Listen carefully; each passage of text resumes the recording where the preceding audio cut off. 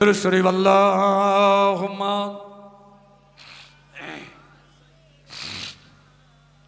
মাওলানা ওয়া মুহাম্মদ ওয়া আলা আলি সাইয়্যিদিনা। আমি যে কিতাবে পড়েছি হযরতে ঈসা আলাইহিস সালাতু ওয়াস সালাম, ঈসা নবী কে ছিলেন একটু বলবেন?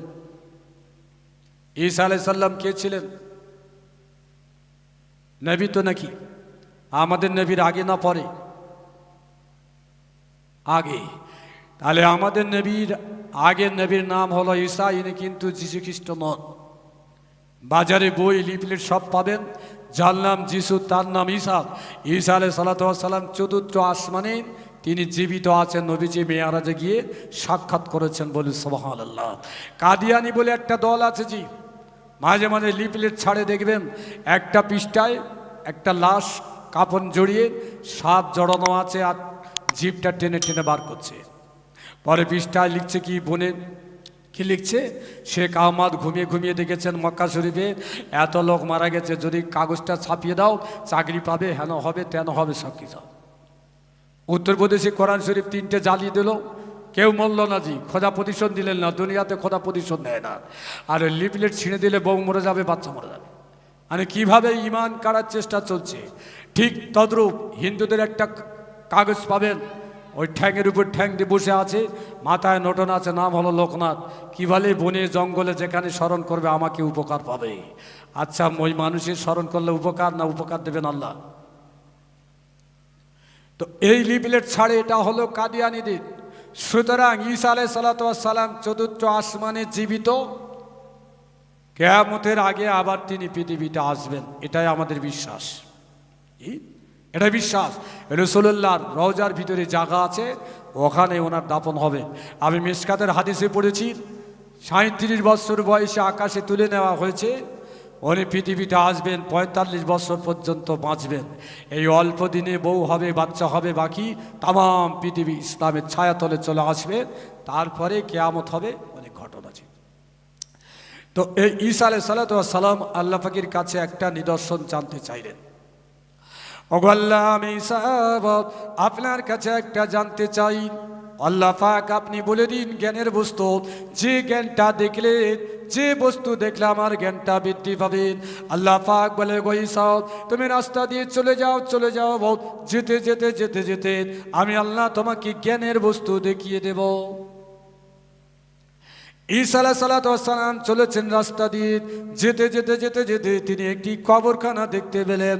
ওই কবরখানায় তিনি দাঁড়িয়ে গেলেন, মুরাকাবা করলেন। আল্লাহ পাক তাকে দেখার ক্ষমতা দান করে দিয়েছেন। ঈসা নবী দেখছেন কি, একটা মৃত ব্যক্তি কবরের ভিতরে বড় কষ্টের সঙ্গে তিনি ওই কবরের মধ্যে শুয়ে আছেন। ঈসা আলাইহিস সালাম থাকতে না পেরে আল্লাহর কাছে কাঁদলেন, আল্লাহ এই ব্যক্তি কেন কবরের মধ্যে কষ্ট পায়? আল্লাহ পাক বলে, ঈসা যদি তুমি তার জন্য দোয়া করো, তোমার দোয়াটা কবুল করে নিয়ে আমি ওই ব্যক্তির শাস্তিটা ক্ষমা করে দেব। এটা অনেক কথা, বাস্তবে শুনতে ভালো লাগে, মানতে বড় কষ্ট।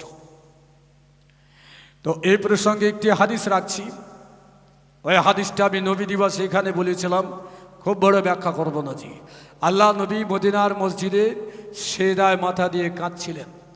সাহাবারা দেখলেন নবীজি কাঁদছেন, সেজদা থেকে যখন মাথা তুললেন, আল্লাহ নবীকে প্রশ্ন করা হয়েছিল, হযরত নামাজের পরে কেন সেজদায় মাথা দিয়ে কাঁদছেন? আল্লাহ নবী বলেন, সাল তো রব্বি ইয়া রব্বি ইত্তাকাস্তা ইব্রাহিম খলিলাত ওয়া মুসা কালিমাত ওয়া জাআলতা লি দাউদ আল হাদিদাত ওয়া সাক্কারাতা রিহা সুলাইমান আহিয়াল ঈসাল আমওয়াত ফামা জাআলতা লি ইয়া রব্বি।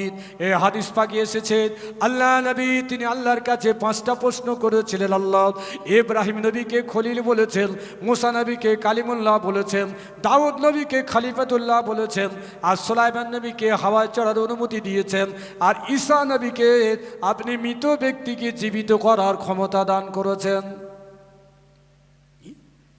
তাহলে ঈসা নবীর আল্লাহ পারমিশন দিয়েছিলেন, কবরের উপরে দাঁড়ালে তিনি কবরের ভিতরে মৃত ব্যক্তি কেমন অবস্থায় আছেন তিনি দেখতে পেতেন। আমাদের দেশে যারা কল বসায়, পাইপ ঘুরিয়ে ঘুরিয়ে 1000 ফুট নিচে পাইপ চলে যাওয়ার পরে বালি দেখে বলে পানি মিষ্টি, কিন্তু দূরবীন দিয়ে বলতে পারবেন 1000 ফুটের নিচে পানি মিষ্টি, এটা তার অভিজ্ঞতা। তো ঈসা নবীকে আল্লাহ পাক যে জ্ঞান দিয়েছিলেন, এ জ্ঞান আল্লাহর দেওয়া জ্ঞান, বাতিনি জ্ঞান। তো ঈসা নবী দেখলেন কবরের ভিতরে মৃত ব্যক্তি কষ্ট পাচ্ছে, এটা আল্লাহর দেওয়া জ্ঞান।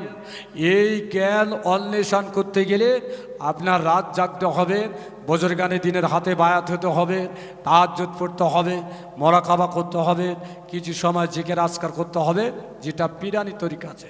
আমি শুধু 5 ওয়াক্ত নামাজ পড়বো আর বলবো ওরাই সব দেখতে পাচ্ছে, আমি পাইনি। হ্যাঁ, কবরখানায় ওদের সব চোখ খুলে দিল। যে আমি একটা ছোট গল্প বলেছি, পড়েছি, সেই গল্পটুকু ওদের আসছে নাকি? আসছে, যখন শেষ করে দিচ্ছে। জি আসুন। সেই জন্য জানতাম আমি হাদিসের কথা বলতে, আর হঠাৎ এসে যাবে। তো একটা লোকের শখ জেগেছে, শখ বোঝেন তো, আশা। আশা জেগেছে কি পিঠের চালে একটা বাঘ আঁকবে, বাঘ। তো এখন সব ওই পিঠের চালে আগুন জ্বলছে, সব বিভিন্ন সব নাম, এই হাতে লেখা আছে আই লাভ ইউ, আমি তোমাকে ভালোবাসি, স্মরণ করো, মনে রেখো, কত রকম জলসা জলসা সব স্টাম্প মারছে। জি তো শখ জেগেছে পিঠের চালে বাঘ তৈরি করবে। তো যারা উল্কি করে শিল্পী, তার কাছে গিয়ে কোমরে যখন সুই ফুটিয়েছে, বাবারে করে চিৎকার করে উঠছে, বলছে আরে কষ্ট হচ্ছে কেন? তুমি আমার কোমরে কি করছে? বলছে বাঘের লেজ করছে। বলছে লেজ ছাড়া বাঘ তৈরি করো। আচ্ছা, লেজ ছাড়া বাঘ তৈরি হয়? তো কোমর লেজ তৈরি করা বন্ধ করলো। এবার পিঠের চালে সুই ফুটিয়ে সবুজ কালি দিয়ে আর বাঘের পেট আর পিঠ আঁকছে। জি সুই যখন ফোটাচ্ছে, লাগছে, বলছে এই কী করছো? বলছে বাঘের পেট তৈরি করছে। বলছে আরে ওই পিঠে যে বাঘ হবে ও তো খাবে না, দাবে না, তোর পেট করার কি দরকার?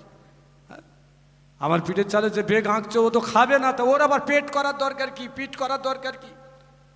হ্যাঁ, পেট ছাড়া বাঘ তৈরি করো।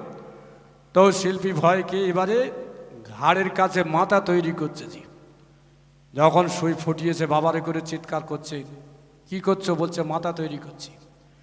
আরে ও বাঘ মাথা তৈরি করতে হবে না। জি যে বাঘের পেট নেই, লেজ নেই, মাথা নেই, সেই বাঘ আঁকো। তো মাথায় একটা ঘুষি মেরে বলছে বাঁধটা আমার জায়গা পাও না? আল্লাহ পাক পৃথিবীতেই এমন কোনো বাঘ তৈরি করেনি যার পেট নেই, যার লেজ নেই, তার মাথা নেই। তুমি যখন পেটের চালে বাঘ তৈরি করছো, সূচের গোঁচা খেতে হবে, কারেন্টের শর্ট খেতে হবে। যদি সহ্য করো তাহলে তোমার পিঠের চালে তবে বাঘ পাবে। জি তাহাজ্জুদ পড়বো না, আওয়াবিন পড়বো না, ইশরাক পড়বো না, নফল রোজা করবো না, জুম্মার দিন 2 রাকাত পড়বো, আল্লাহর ওলি হওয়া সম্ভব, বুজুর্গ হওয়া সম্ভব, সব কিছু বাদ দেব, শুধু 5 ওয়াক্ত পড়বো, আল্লাহর ওলি হবে, চোখ খুলে যাবে, কবরে দেখবো। এটা কি সম্ভব? অসম্ভব। আমি হাদিসটি বলে শেষ করে দিচ্ছি। তো ঈসা আলাইহিস সালামকে আল্লাহর দেওয়া পারমিশন চোখে দেখলেন কবরবাসী কষ্ট পাচ্ছে। আল্লাহ পাক অনুমতি দিলেন, যাও তুমি যদি তার জন্য দোয়া করো, আমি তোমার দোয়ায় তার শাস্তি ক্ষমা করে দেবো। তো মৃত ব্যক্তি হলো মুসা নবীর উম্মত। দোয়া করবেন কে? ঈসা নবী। তাহলে উত্তর পাড়ার জলসায় দক্ষিণ পাড়ার লোক উপকার পাবে। উত্তর পাড়ার জলসায় উত্তর পাড়ার লোক উপকার পাবে, শুধু এক পাড়ায় সীমাবদ্ধ না। ঈসা আলাইহিস সালাম কি করলেন? দৌড়াচ্ছেন, উজু ছিল না। দৌড়াতে দৌড়াতে দৌড়াতে বহুদূর যাওয়ার পরে উজু করে তিনি এসে কবরের কাছে মোরাকাবা করলেন। দেখতে পেলেন দোয়া করার আগে কবরের শাস্তিটা ক্ষমা হয়েছে। সেজদায় পড়ে গিয়ে বলেন, আল্লাহ কিসের জন্য এর শাস্তিটা ক্ষমা হয়ে গেল? আল্লাহ পাক বলে, ও মুসা, লোকটি হলো মুসা, ও ঈসা লোকটি হলো মুসার উম্মত। দুনিয়ার বুকে মারা যাওয়ার আগে অসুস্থ হয়েছিল, বিছানায় পড়েছিল, কষ্ট পাচ্ছিল, বলে ফেলেছিল, বিবি তোমার গর্ভে যদি বাচ্চা হয়, সন্তান হয়, ওকে তৌরাতের আলেম বানিয়ে দেবে। এই কথা বলে ওই লোকটি মারা গেল। গুনার কারণে আজকে কবরে কষ্ট পায়। ও গো ঈসা, আমি তার বিবির গর্ভের বাচ্চা সন্তান দিলাম। বিবি আস্তে আস্তে লালন পালন করে বড় করে আজকে তৌরাতের আলেমের কাছে পাঠিয়েছে তৌরাত শিক্ষার জন্য। ওই বাচ্চাটি তৌরাত আলেমেরা ওযু করার পরে বলতে থাকলো, পড়ো বিসমিল্লাহির রহমানির রহিম। ওই বাচ্চাটা বিসমিল্লাহির রহমানির রহিম পড়লো। যে বাচ্চা ইতিম বাচ্চা, যে বাচ্চা অনাথ বাচ্চা, যে বাচ্চা বাপ হারা বাচ্চা, আমাকে রহমান বলে ডাকে, আমাকে রহিম বলে ডাকে, আমাকে করুণাময় বলে ডাকে, আমাকে ক্ষমাকারী বলে ডাকে, আমাকে আল্লাহ বলে ডাকে।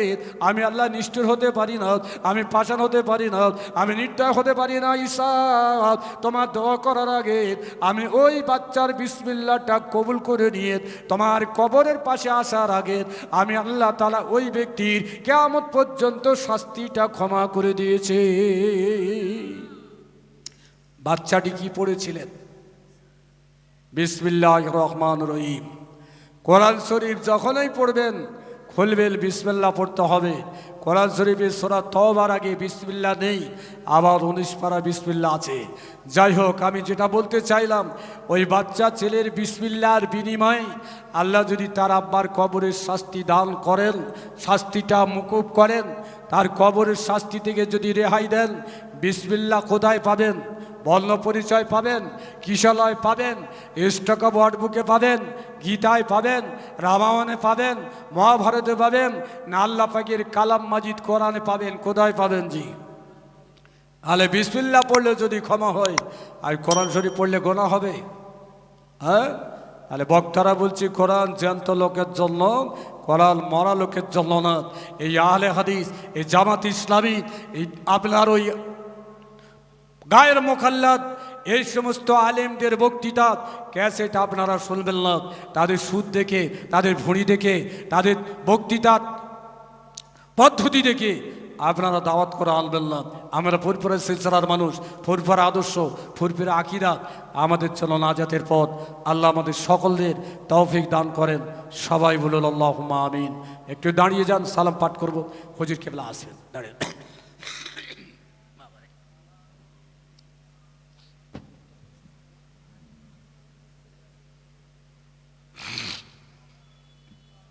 يا نبي سلام عليك يا رسول سلام عليك يا حبيب سلام عليك سلام باعث ایجاد عالم موجب ہوا و آدم ہے تیری ذات مکرم صلوات اللہ علیک یا نبی سلام